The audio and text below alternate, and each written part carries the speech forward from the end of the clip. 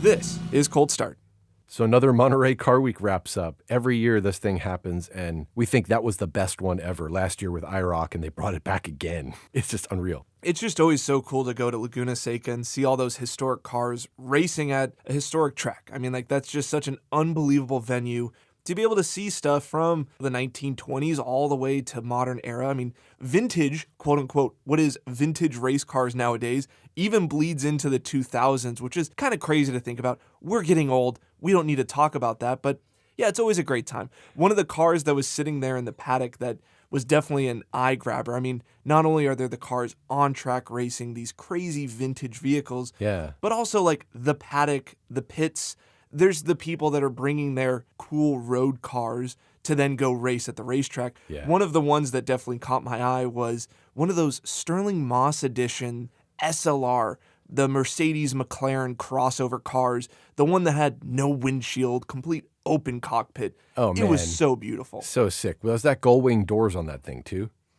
Well, there's no roof. Right. So it has like the little like swan open doors. Oh, like, again, like not gull wing. doors. Those like kind of like whatever that angled door, the dihedral doors, or what do they call them? Yeah. Yeah, that's so cool. And that car has such a history, right? People think about Sterling Moss and his history with Mercedes, which was actually kind of limited, but the car is really heralded, and it's undeniably a cool car. I mean, the thing with no windshield makes you do a triple take. You look at this car, and you're like, wait a minute, is that a road car?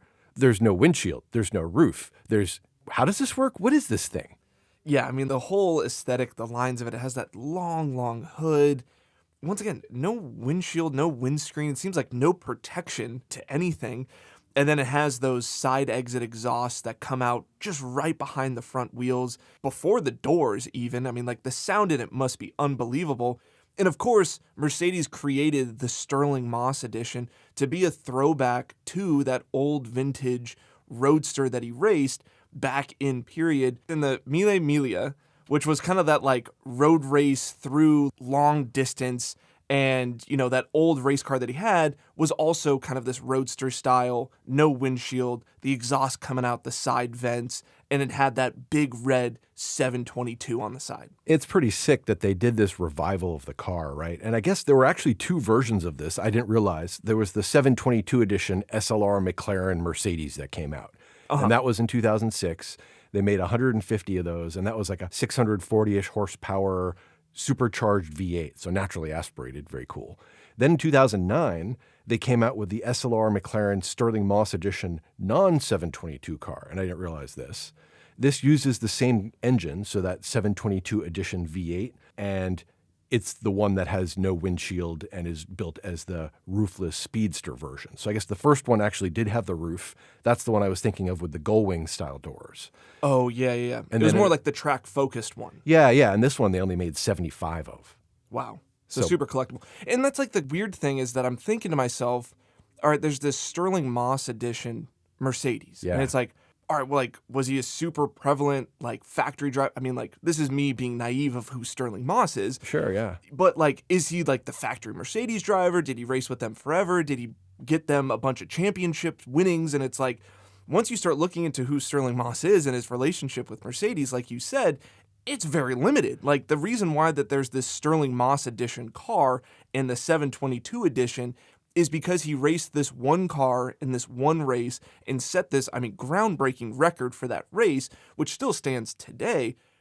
But it was for one thing. I mean, like, we think about Mercedes of that era, and like Fangio was like much more successful with Mercedes, especially in the F1 campaign that they had. Definitely. So it was just really interesting that like Sterling Moss got his own edition twice in regards to Mercedes, and these pretty serious collectible, high dollar valued cars of the 722 edition, as well as the Sterling Moss Roadster. The only comparable ones I could think of are for drivers that had a longer legacy with teams, right? There was that Fernando Alonso 599 Ferrari that they made, that special version. And there's been a couple other cars where they've affiliated with a specific driver. And I'm not talking about like all those fake pace cars and, you know, how many Dale Earnhardt cars they pushed out that weren't really anything.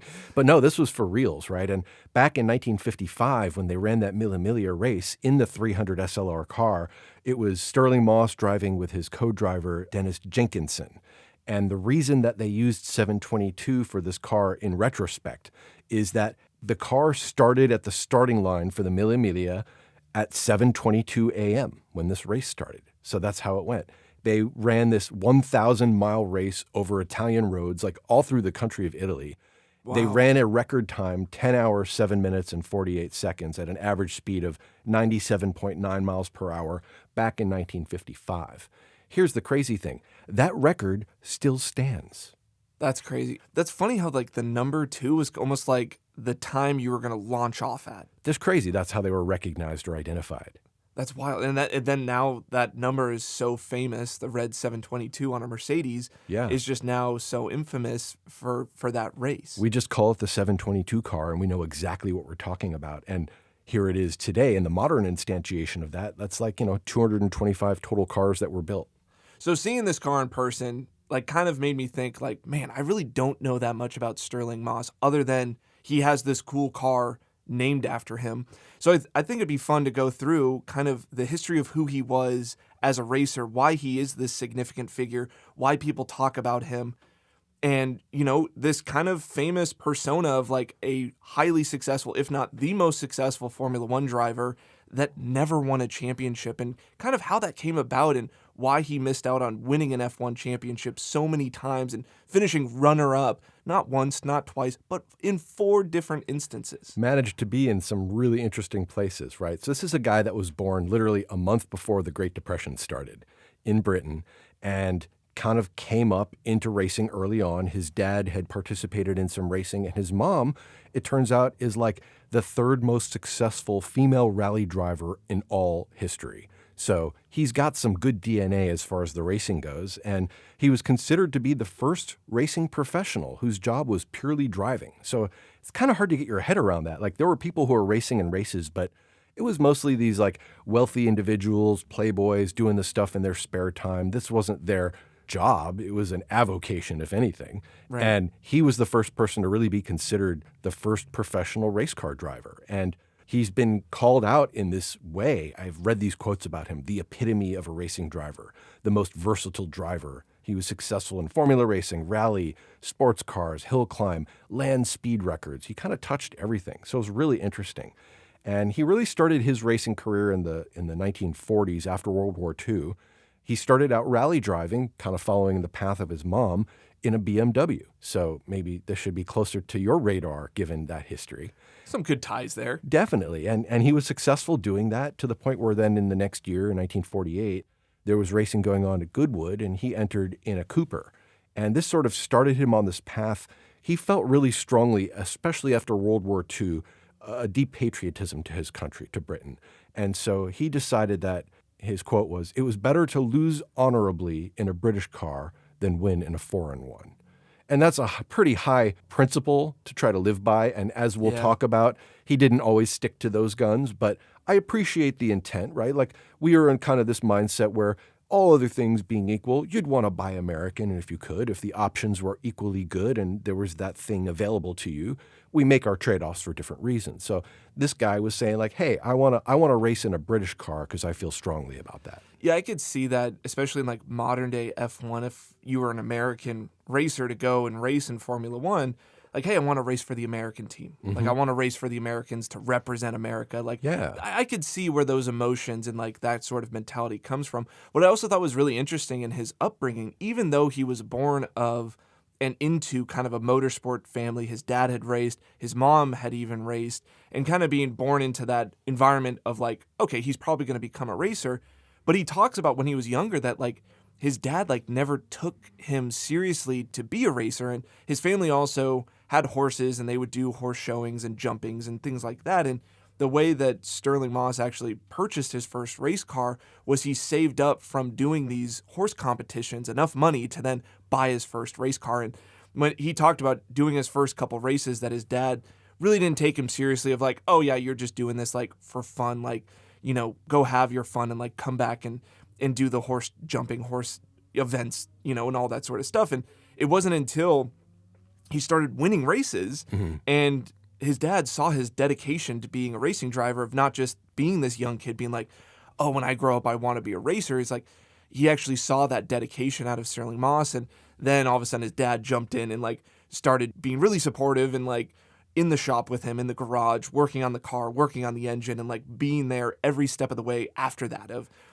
go prove yourself, son, and like be serious about this. And once you are, then his father really showed up and was really, really supportive of his journey getting into motorsports. That's super cool. And it's of a different time, right? It almost seems anachronistic, but this concept of the sportsman, right? This person who is participating in show jumping in horses and driving cars and all this kind of stuff. It was just a different time and a different era, and the way people went about their activities was just a little different. So it's cool that he had that support from his family to engage in this, and he saw a lot of success pretty early on. Yeah, when he was first racing, I think it was in like Formula 4, Formula 3, maybe even Formula 2. I don't know how it was classified back then, but basically like that realm of racing, he was winning races left and right. I mean, he was highly successful on track when he first got behind the wheel of his little Cooper, his little open wheel car that he was racing around at the time. And he was racing cars when Formula One was first founded. I mean, when he first started in these open wheel cars,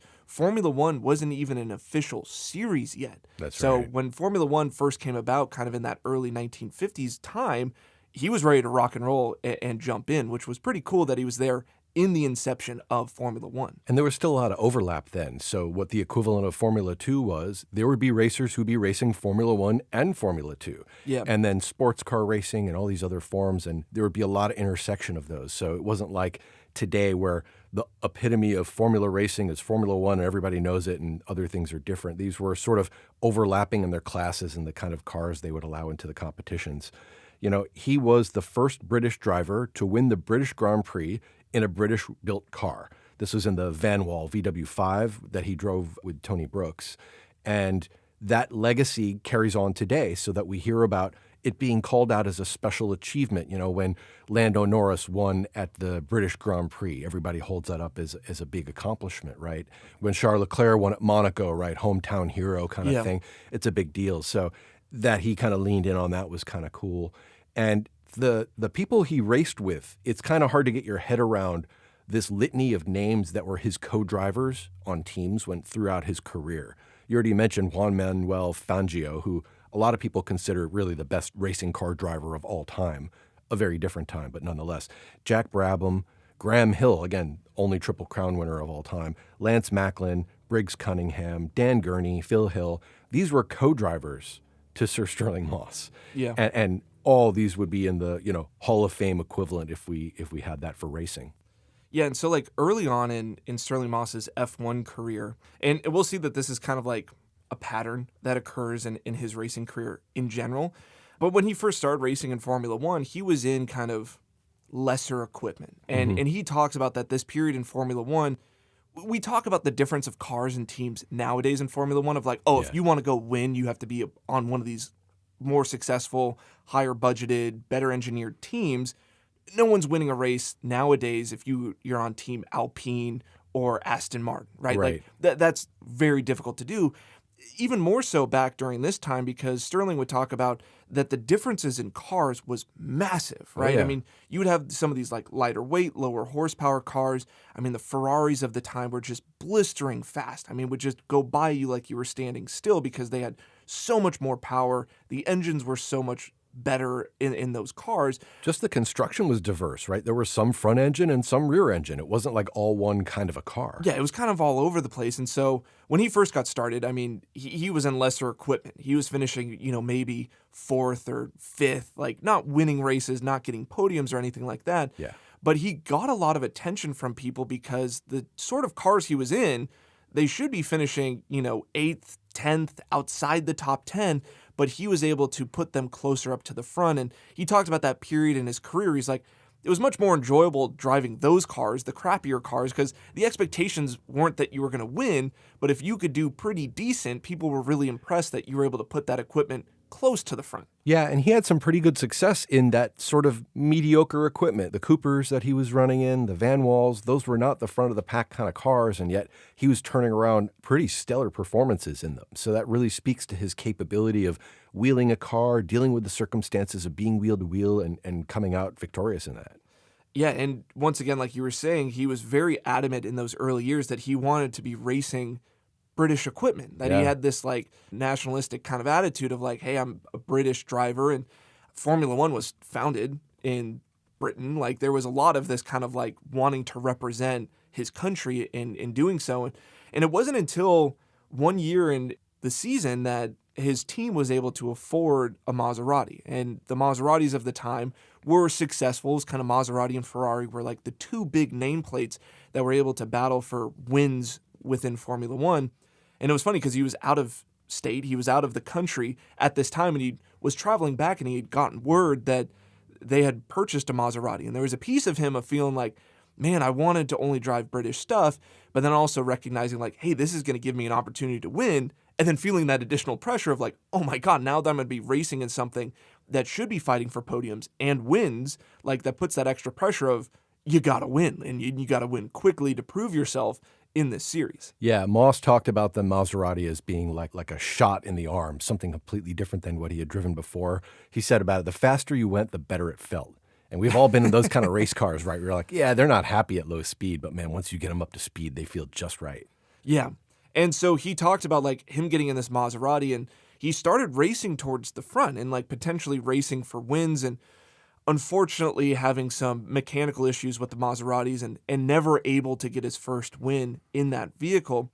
But his performances, his fast laps that he was able to put down during some of these GPs started gaining the attention of some of these larger teams, because he was still a privateer at this time. Even though he had a Maserati, he was still part of a smaller privateer team competing in Formula One.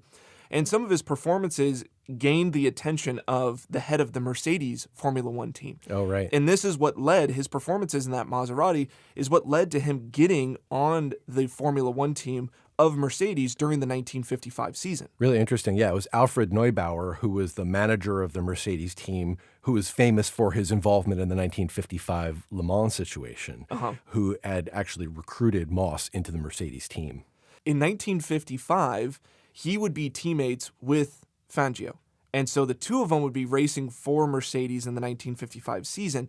And during that season, that's when Sterling Moss got his first ever Formula One win, which actually happened to happen at the British Grand Prix. Pretty amazing. And a lot of people talk about the British Grand Prix race when Sterling Moss was able to get his first win. And you can imagine being of, British nationality winning at your home Grand Prix. But a lot of people talk that Fangio finished second, and that Fangio actually handed the win over to Sterling Moss, which Fangio never admitted, and he always denied that happened. But I think Sterling Moss only won over Fangio by less than a second. Like, the two Mercedes came across the line first and second, super, super close. And Fangio kind of looked at Sterling Moss as his young protege and, understanding the importance and the significance of winning your home GP and your first ever F1 win coming at your home GP and how special that would be. And you could see how Fangio may have let up on the accelerator a little bit or stayed behind Sterling Moss for those last handful of laps and giving him that first most important win of his career. Yeah, I watched that interview with Sterling Moss where he talks about this moment. He's like, I don't know if he did or he didn't. He was a man of honor. He's not going to say if he did either way. Right. But there was that really nice kind of a sense of a big brother or a parental relationship that he looked up to Fangio and really respected the guy. Not unlike what we've seen with other relationships that happen, drivers who are later in their careers. You see this with Fernando Alonso or, Lewis Hamilton, sort of adopting one of the younger drivers and being a big fan of. Like, you see this with Lewis and Kimi coming up now. He's really a fan of this guy, even though he's competing out there against him. Right. Saw the same thing, Jackie Stewart back with Francois Sever, right? They have these sort of proteges. They're looking forward to kind of coming up into the team. And he went on to pretty good success. He did wind up winning 16 Formula One Grand Prix over his career, but he never did quite get all the way there. Yeah, he was never able to clinch that championship.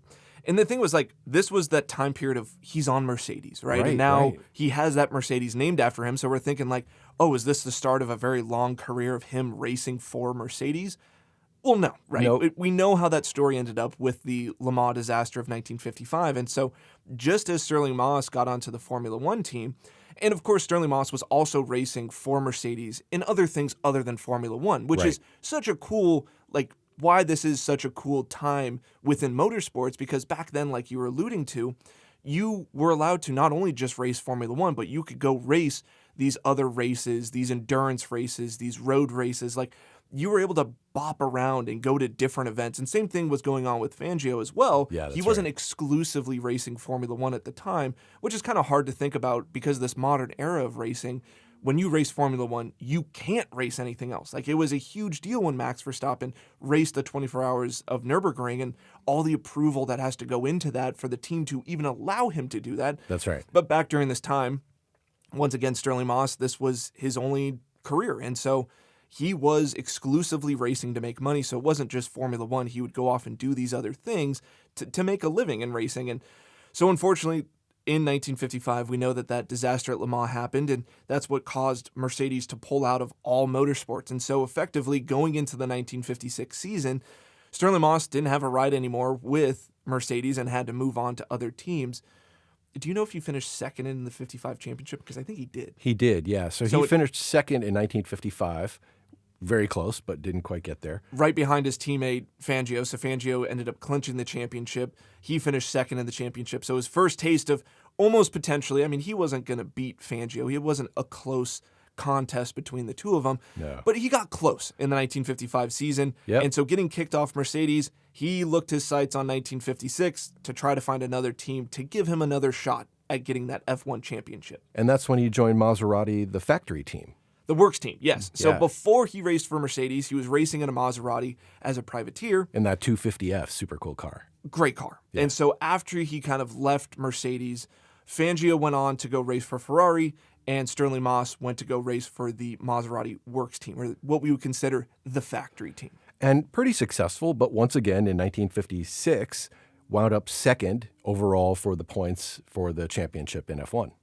So once again, close. I think he finished second in the championship 4 consecutive years. That's right. In 1957, he was also second. And during that year, he won a race at the longest circuit to ever hold an F1 race. That was called the Pescara circuit. It was like a true road course running through Italy. 25 kilometers, so 16-mile-long racetrack, longer than the Nürburgring. The race was over 3 hours, and Moss beat Fangio in this race, even though Fangio started on pole. So pretty cool. Not only did he win that race, he beat Fangio by 3 minutes. Which is super impressive. And that's the thing is, like, Sterling Moss's career, a lot of it is plagued by mechanical failures, Yes. not being able to finish a race. But most of the races that he would finish, he would either win or finish second, and most certainly would clinch or claim the fastest lap of the race. I mean, his performance behind the wheel was always phenomenal. The only time that he ever would come up short of anything was because the car couldn't get to the finish. And we think about the 1950s in regards to Formula One, and yeah, it makes sense. These cars, they would have overheating issues, they would have transmission issues, tire failures, blowouts, whatever the case is. Like, the technology back then for these cars to be able to survive the length of the races that they were doing, Yeah. it was challenging. Like, you were not only battling yourself as a driver, but you were battling what the car capabilities were as well. Yeah, DNF was a very common outcome, and there was nothing you could do about it. The machinery just didn't hold up well enough, and that was just kind of nature of the day. And the kinds of cars he's driving, right? BRM and Jaguar and Cooper and Lotus, and these aren't all held up as paragons of reliability. They're performance cars, right? But as we know in the history of these things, those weren't always the most reliable cars. And then in 1958, that was his 4th time in a row coming in second in the F1 World Championship. He won the first race of the season in a rear-engine car, which by only 3 years later had become the common design in Formula One. So this is a huge time of evolution and revolution in Formula One, the teams, the people, the hardware that they were using. Also in 1958, and for the 3 years consecutively, including that one, he was in and won the 1,000 kilometers of the Nürburgring. So not a 24-hour race, but a lengthy endurance race where he was successful 3 times in a row there. And 1958 was a really special year for Sterling Moss because in 57, once again, he finished second place in the championship in 1955 to Fangio, 1956 to Fangio, and in 1957 to Fangio, right? So all 3 of those consecutive finishing second place was to Fangio. And Yeah. after 1957, Fangio announced that he was going to retire and he was going to be done with Formula One. And so leading into that 1958 season, which, yes, at the end of the season, Sterling Moss finishes second once again in the championship, but he was the favorite because Fangio was going to retire, and everyone's like, no one else is going to be able to beat Sterling Moss. And Fangio even retired at the end of 1957, announcing that he felt like he no longer could compete and keep up with Sterling Moss. Yeah, he was passing the torch. It was very explicit the way all that went over. And so in 1958, I mean, like, Sterling Moss was the favorite to win, and he was highly successful, and he would go on to put on these dominating performances in 1958, winning races by not just a small margin, but absolute domination. And the only thing that made the end of the season championship race close was because of these plagued mechanical failures that were happening. And during this time, he was racing that Van Wall race car. So he was back into one of those British hardware, vehicles, yeah. Wanting to put on for those smaller teams and prove that they could be successful, which, like, that's what's so cool about the Sterling Moss story, is that he was such a phenomenal driver, like one of the best, but he never wanted to go after those big teams. He never really felt the need to, like, want to lock in to go race for Ferrari or Maserati. Yeah. He really had that big heart in being a British racer and wanting to race for a British car and put those guys on the map. And he would have been highly more successful if he would have gone on to one of those bigger teams. No doubt. But he was like, no, I want to represent these smaller groups. And, like, the Van Wall team was run by one of his good friends, and he wanted to race for his friend. Yeah, that's right. And then in 58, he's up against the Ferrari team, right, which has been dominant for years, has had Fangio winning championships. And Mike Hawthorne, who he wound up racing with in 1955. We've talked about that story before in our Mercedes Curse episode. It was a close competition, right? They were coming down to the wire to the end of the season. And then there was this incident at the Portuguese Grand Prix. Yeah, so there was only, a couple more races left in the season. And there was an incident that occurred in which Mike Hawthorne was going to get disqualified from the race. Yeah, he spun out and kind of went off of the racing circuit, and there was some controversy about that. It was, I think, the final lap or the second to final lap, whatever it was. And Sterling Moss was going to win the race, hands down. Mm-hmm. And I guess what happened for Sterling Moss to take the lead was there was some confusion behind the wheel for Hawthorne, which was one of the Van Walls was coming up behind him, but he thought it was Sterling Moss's teammate, who was already a lap down. But it was actually Sterling Moss. And so Hawthorne let him by, thinking like, oh, that's just a lap car. I don't need to worry about it. The back marker, yeah. And so Sterling Moss was able to take the lead. And one of those final laps, Hawthorne ended up spinning out, losing control of the car. And being able to regain or get back on track, Hawthorne had to push start his car again, jump back in, and actually drove backwards for a little bit and then rejoin the circuit to get back on track. Now, he was going to get disqualified because you're not allowed to go counterflow to the racing track or the racing surface. And in this, even though Mike Hawthorne finished second in that race and Sterling Moss was fighting him for the championship, Sterling Moss actually stepped in and talked to the officials and was like, hey, he didn't break any rules. He didn't endanger anyone. He did go backwards, but it was on a paved surface that was off the racing surface. So he actually didn't break any rules, and he should have his second place reinstated. And so Sterling Moss actually fought for Mike Hawthorne, and Mike Hawthorne was reinstated as second place for that race. Now, could you even imagine that happening today? No, because that's your competitor. Like, there's no reason, and not even your teammate. Like, right? That's a completely separate team. You're fighting this guy for the world championship for Formula One, and you're helping him get points reinstated. Because if Mike Hawthorne would have been disqualified from this race, Sterling Moss would have retaken the lead in the championship point standings and would have been hard to catch for those final two races. And after 3 years of being second in the championship, would have finally taken the lead. Right. You think that he would have been like, I want my world championship, like, screw Mike Hawthorne, like, let whatever's going to happen to him. But he ended up fighting for that. Now, another thing that happened during that race as well was there was miscommunication to Sterling Moss during the race that Mike Hawthorne also had the fastest lap.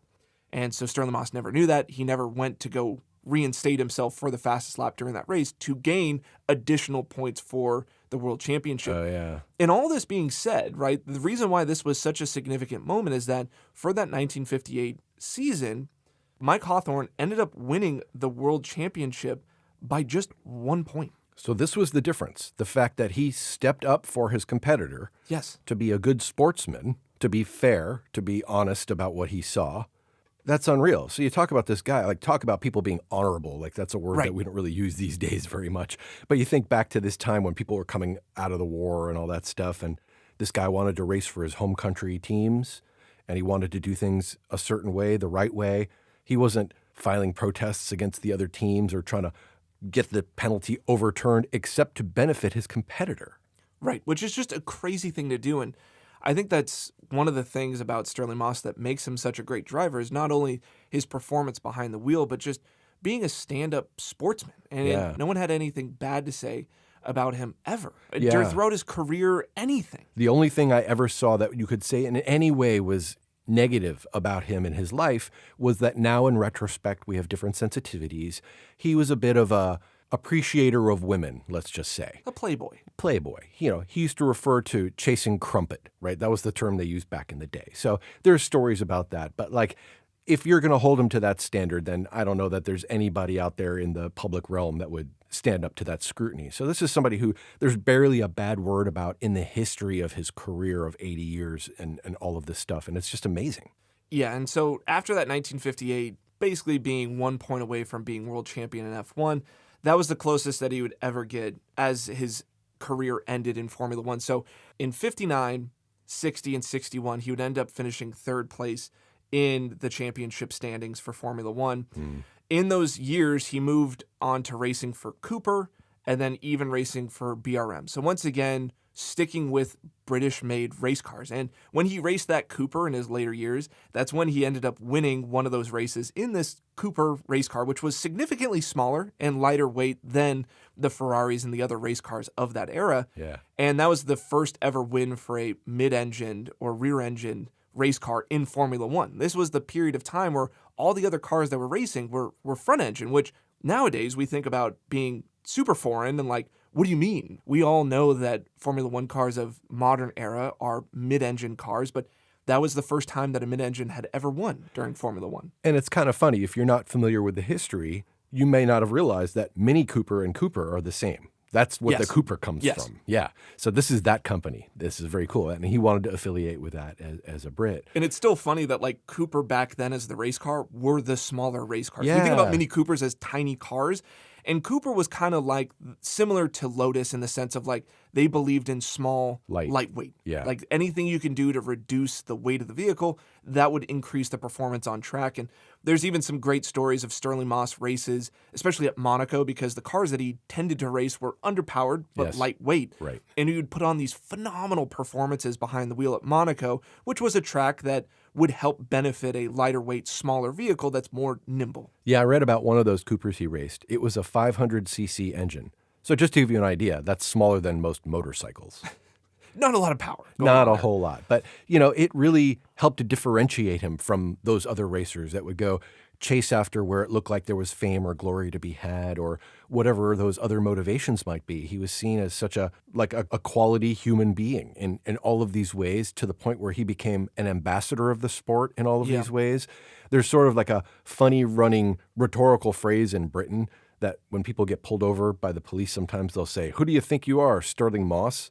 And there's this really funny story where he himself once got stopped for speeding, and the police officer asked him, "Who do you think you are, Sterling Moss?" I hope he just said, "Yeah, I am." Apparently the officer had some trouble believing him, but that was actually the case, yes. It's funny. I mean, he became such an iconic figure, especially in Britain, of being this British driver and like the first kind of successful, famous British driver in Formula One. Like he set the standard. And I think his record within Formula One of the amount of race wins that he had took until, I think it was Nigel Mansell to be able to beat. And so like he was this immense public figure in regards to British motorsports for a very, very long time. And it was really unfortunate. I mean, it was very commendable the way that he went about it to only race for British teams, or he put in the effort to try to only race for British teams during his motorsports career. But it was just unfortunate that that kind of plagued him with the mechanical failures that led to him never being able to clinch an F1 championship. And if you think about the level of success he achieved, right? Like we know who this person is. He's got a car named after him from Mercedes, all these things. In his career, of the races that he finished, so let's set aside all those mechanical failures and stuff, because you can't blame somebody for that. He had 375 race finishes in his career, and that spans multiple categories, but most of that's Formula One. He won 212 races. That's over 56% win rate of the races that he completed. Which is just insanely impressive. I mean, like if you're talking batting average in baseball, Oh, forget it. like that's unheard of, I mean, right? 300's a Hall of Fame hitter, and this guy's hitting 560. Which is just insane. And then that's the thing is like his performance behind the wheel, I think, got overshadowed by the fact that he never won a championship. Right. Where it's just like if he was in the right equipment, and we talk about that nowadays. If you're in the right equipment, if you're with the right team, how could things look different? But Sterling Moss was incredibly successful still in inferior cars, and like That's that right. is impressive to talk about, you know. And I think wasn't it Carlos Sainz where not long ago like he got a podium at a Williams and it was like everyone lost their minds Yes. because like that's just an unbelievable bit of success. And Sterling Moss was just that type of driver that was able to put cars that shouldn't have been on the podium or let alone winning races in those positions. Yeah, that's right. And it was later on in his career in the 60s when he was at Goodwood for the Goodwood Festival racing and had a really bad crash. So this is well after his Formula One career, and he had been doing sports car racing. He was participating in that, had this crash at Goodwood. It was so bad, it took them over a half hour to extract him from the car. And he was in a coma for over a month. Wow. And yet he came back from that and continued racing. But when he was testing in 1963, the next year, he sort of recognized that he couldn't perform at the same level as he was before. And he made the conscious decision to retire from professional top-tier competition. He continued to participate sort of ad hoc here and there with races for the next 20 years. I mean, he was racing up until, he was almost 80.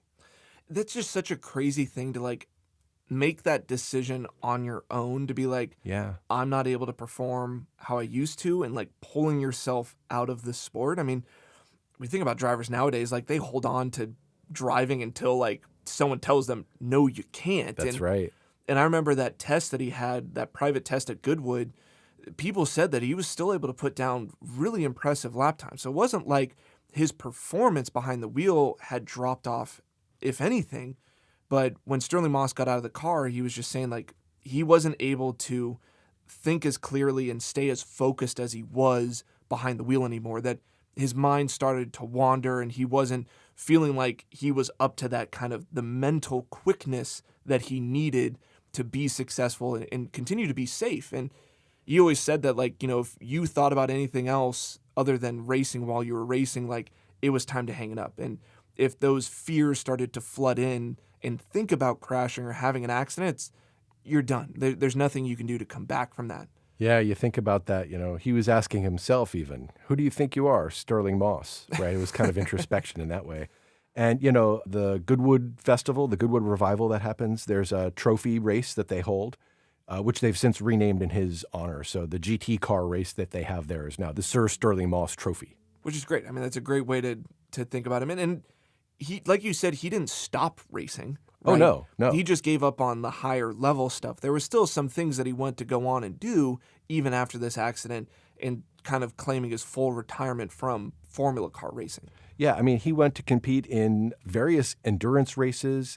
The Mille Miglia, he continued to run. The rally in Monte Carlo that he ran earlier in his career. He did the Bathurst 1000 in the 70s. I mean, like with Jack Brabham as his co-driver. Which is great, which I think Jack Brabham was one of his fierce competitors when he was racing in Formula One. And they DNF'd.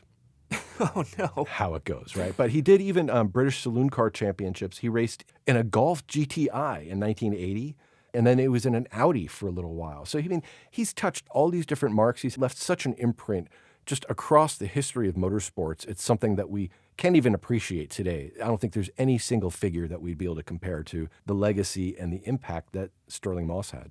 And it goes to show you that, like, winning championships, albeit are big signifiers of a successful career and a successful time behind the wheel, Yeah. but it isn't everything. And for Sterling Moss, I think he is the most successful Formula One driver that doesn't have a championship. I think that's correct. And it's like all of the success he had behind the wheel, the impressive drives that people still talk about, whether that was at Monaco or even that one track that you mentioned that was longer than the Nürburgring. Pescara, yeah. It's like all of these impressive feats and just absolute domination against some of the best drivers that we consider nowadays from that time period. It wasn't like he was racing against nobodies during his time in Formula One. It's like he was racing against some pretty substantial and significant figures. Yeah, and he became a pop culture figure, not just this call out, if what do you think you are, Sterling Moss.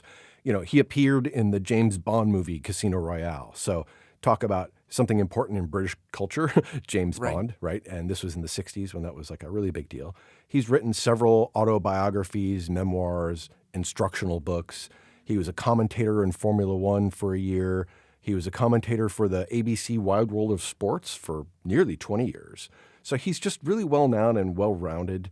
People see him in various aspects of the culture of motorsports as the driver, as sort of the emissary, the senior emeritus figure, kind of like looking on to see what he's created and what exists in his wake. And it's cool to see that there has been these commemorative things like the 722 car that Mercedes put out, both of them, in honor of such a great figure. It's cool to look back through this history.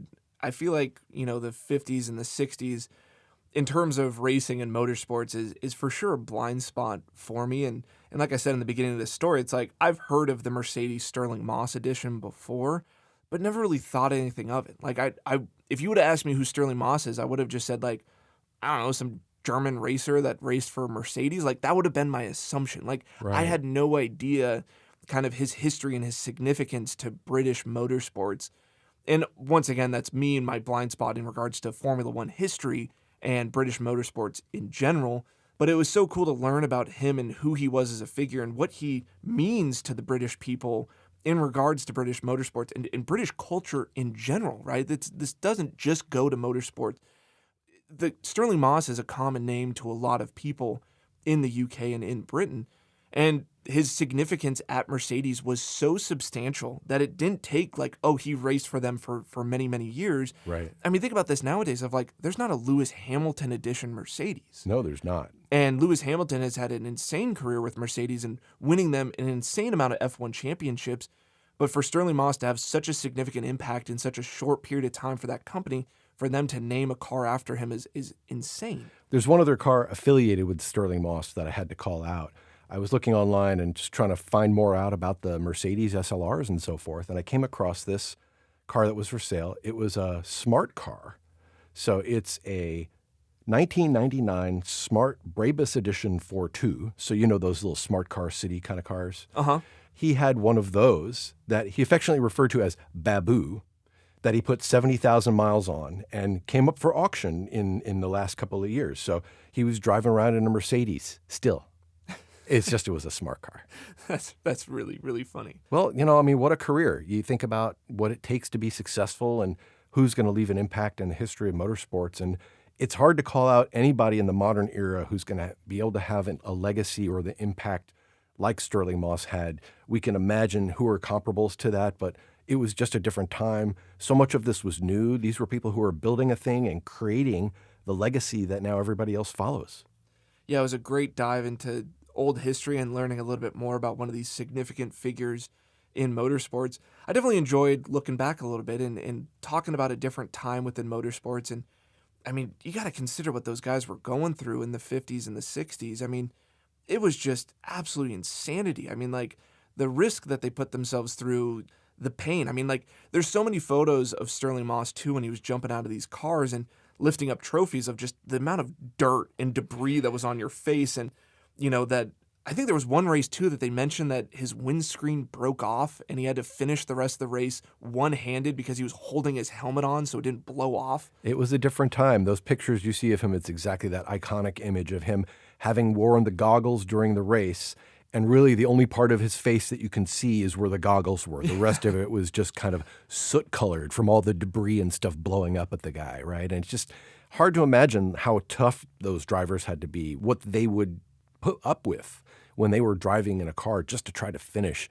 It's completely different than today. And while we can respect the sport that it is today and the demands that it puts on the individuals, this was a whole different thing.